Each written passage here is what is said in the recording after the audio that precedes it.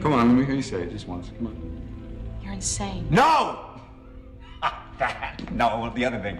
Come on, I know it's just dangling out the tip of your tongue. Let me hear it just once, please. Superman will never... Wrong! You can't have peanut butter without jelly, heads without tails, or a hero without a villain. Today, we take a look at Baka's top 5 comic book arch-enemies.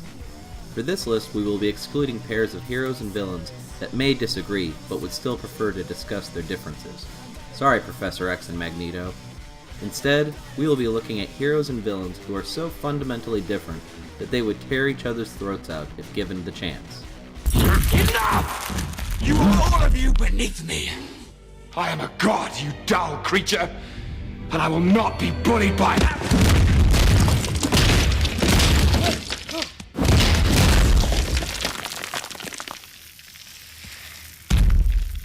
Puny god.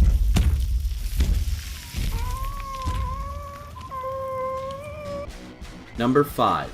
Jenny Sparks and Henry Bendix. The newest duo on this list, their relationship began in the 1997 relaunch of Stormwatch by Warren Ellis. Henry Bendix was the Weatherman, the leader of the UN superpowered peacekeeping force Stormwatch. Jenny Sparks was an electricity-powered adventurer and spirit of the 20th century who spent most of her time in a bottle. Acknowledging the raw power, both physically and culturally, that Jenny Sparks held, Bendix approached her about joining Stormwatch as a Black Ops agent. Convincing her by claiming that they would change the world in a way governments had been too afraid to try, Bendix secured her services, though with a catch.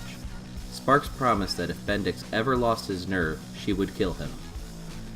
After leading Stormwatch Black for months, Jenny Sparks learned that Bendix had lied to her about the re-emergence of a superhuman named the Hive, whose goal was to create a crime-free utopia for the entire world. The very goal that Bendix had claimed he sought. Not only did the Weatherman conceal the Hive's return, but he worked to murder anyone who stood in his way. Upon learning of Bendix's growing insanity, Jenny Sparks hunted him down and seemingly killed him, ending the Weatherman's reign of terror. Unfortunately, after Jenny Sparks reincarnated into Jenny Quantum, she learned that the Bendix she killed was not their world's Bendix. The original would continue to plague Jenny's life until the dissolution of the Wildstorm universe. Number 4. Thor and Loki. Sometimes the worst enemies are those that start out the closest. While Thor may be the biological son of the Allfather Odin, both he and Loki were raised as brothers. Their rivalry began thanks in part to Thor's arrogance and Loki's jealousy over his brother's prowess. When Loki discovered his true father was the frost giant Laufey, he grew hateful and began working his mischief toward the downfall of Asgard.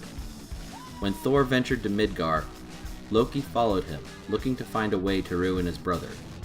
After manipulating the Hulk into wreaking havoc, Loki inadvertently caused the formation of the Avengers.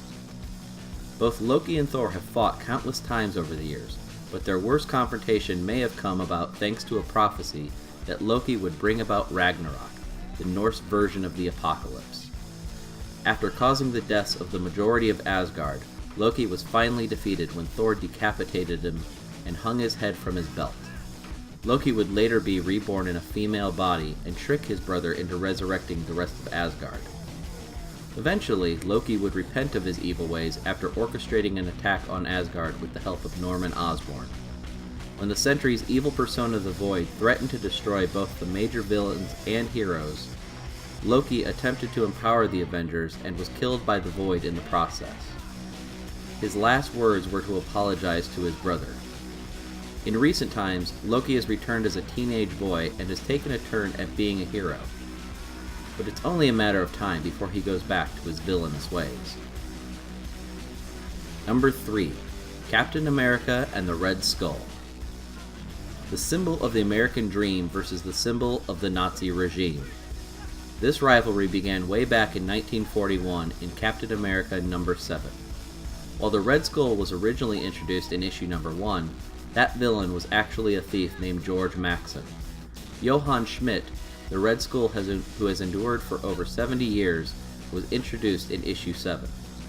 While Captain America was originally meant to be a propaganda piece, his super soldier skills were needed when Hitler used the skills of his freakish confidant, the Red Skull, to strike fear into his enemies. The skull became responsible for the creation of many of Captain America's enemies, including Baron von Strucker, Baron Zemo, and Arnim Zola. In the same explosion that sent Captain America into a deep freeze, the Red Skull was exposed to a gas that put him into suspended animation. Their struggle would continue when both hero and villain were brought back from their decades-long hibernation. Their fights would involve clones, cosmic cubes, and death machines, but the ideals that drove them never wavered: truth, justice, and the American way against bigotry, egoism, and hatred. Recently, the Red Skull and Arnim Zola enacted a plan to strip Steve Rogers of his soul and implant Schmitz into the empty body.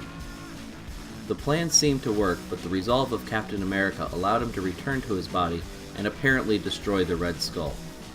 Following this battle, a clone of the Red Skull has emerged and stolen the brain of Charles Xavier in order to use his psychic powers to spread hatred and intolerance. Number 2. Superman and Lex Luthor. An alien raised by Kansas farmers to use his powers to protect those who can't protect themselves.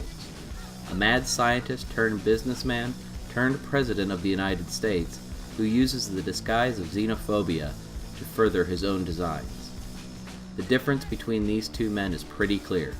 Superman represents selflessness, while Luthor represents selfishness. These two have been fighting since 1940's Action Comics number 23.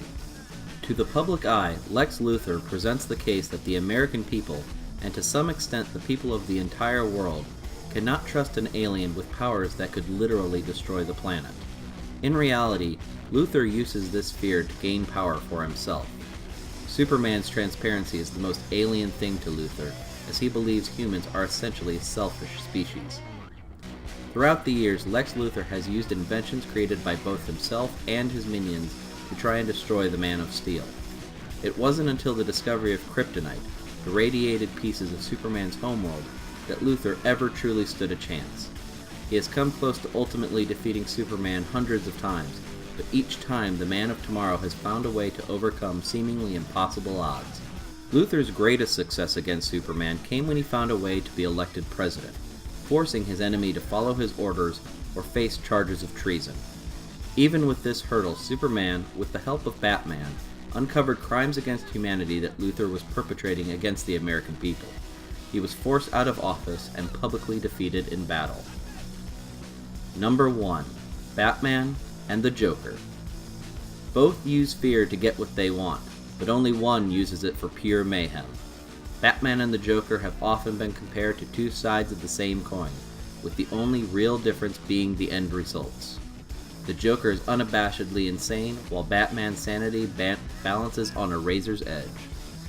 Beginning their battles in 1940's Batman number 1, these two have been locked in an endless struggle that can only end in the destruction of one or the other. Joker is a homicidal maniac who uses terror to gleefully murder and rob. The Batman uses fear in order to try and fight fear. However, when it comes to the Joker, he simply is too crazy to fear anything. The question as to why the Caped Crusader hasn't simply killed the Joker in order to end his reign of terror has come up countless times, both in discussions amongst fans as well as in dialogues within the comics themselves. The answer to this is quite simple, at least to Batman. If he gave into his hatred and ended the Joker's life, the Batman would be no different than his enemy, and that is the thing Bruce Wayne fears the most. Throughout the years, the Joker has given Batman plenty of reasons to permanently stop him. He brutally beat and murdered the second Robin, Jason Todd. He shot and paralyzed Barbara Gordon, the Silver Age Batgirl. And most recently, the Joker successfully pulled off a plot to kidnap and poison Batman's closest allies, causing them to go insane and become extremely violent, if only for a short time. In this last instance, the Joker's goal was to try and make Batman cross the one line he has sworn to never cross. It seems as though it's only a matter of time before the Crown Prince of Crime finally makes the Batman crack, unless he becomes too entangled in his own death traps and brings Batman some peace himself. Do you agree with this list? Who are your favorite comic book archenemies? Let us know in the comments section down below, and please like this video and subscribe to the channel. And please join us next time for another of Baka's Top 5.